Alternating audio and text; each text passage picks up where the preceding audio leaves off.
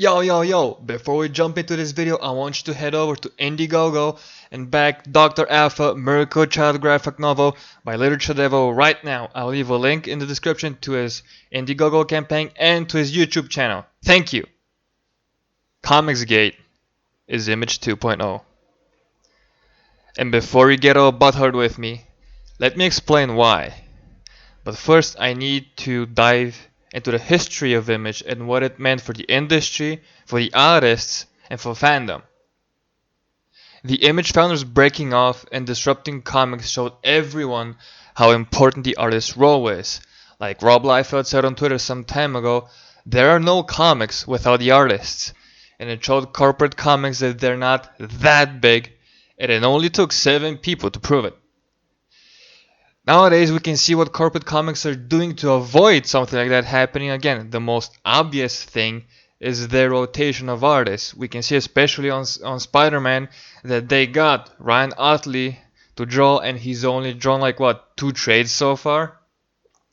They're trying to make sure that people don't get a run on a certain title, especially Spider-Man, so that a second Image breakout cannot happen. But the Image breakout in the 90s meant everything for the artists. They got full creative control of their art, story, and they also got massive paychecks for it. They drew their cheesecake art, the fan service, they did the edgy stories. There were no editors steering the story in a direction they did not want to go on. And their comics were just fun. Remember fun? And fandom? Fandom got everything we wanted. We got the epic art, we got the sexy girls, and we got the stories that corporate comics for some reason or another did not want to tell. And most importantly, Image Comics got corporate comics mad. They were outselling them, their products were way better, and fans loved them. Getting back to the future, and in today's age, comic book artists sadly are back in the pre-Image breakout days. The stories are weak and driven by editorial instead of fun and adventurous storytelling.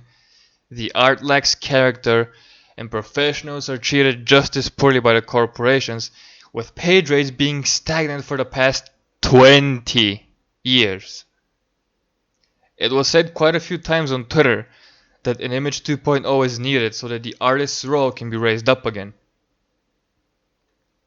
So back on the topic, why exactly ComicsGate is Image 2.0 and not just crowdfunding and indies in general?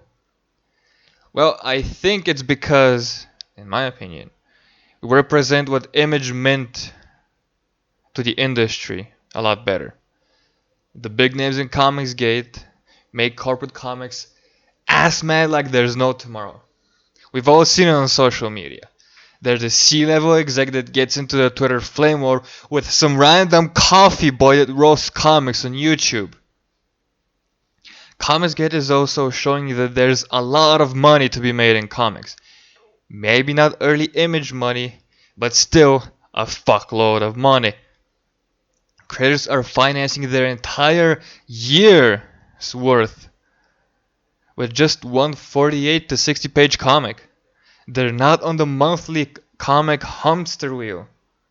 They're not sacrificing the art quality for the page a day grind, and they're doing their best work with every book they put out. And fans? I personally love it.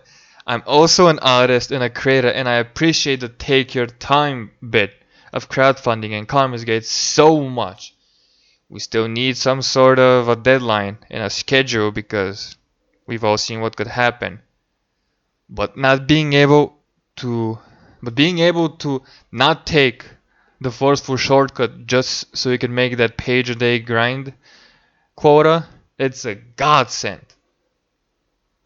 And the crowdfunding campaigns themselves are fun to be a part of because you are involved in the process of making it. You're getting the bar filled and you're funding the comic. You're getting the stretch goals for the extra tchotchkes. You get a chromium cover. I'm sure corporate comics have the means to do something similar or even better that's fun and just brings value to the comic and to the customer. But why make our customers happy? It's 2019, it's almost 2020. Nobody cares. So to recap, why I think ComicsGate is Image 2.0. First, there's a shitload of money. Second, there's freedom for the creators in both story and art. Fans love the books and love being involved in getting the stretch goals and all the tchotchkes. And most importantly, because hoes be mad. Thank you so much for listening or watching the video. This was your host Balander, heir to the Frog Throne. Follow me on my social media below. I should be streaming again soon, and I'll see you guys next time.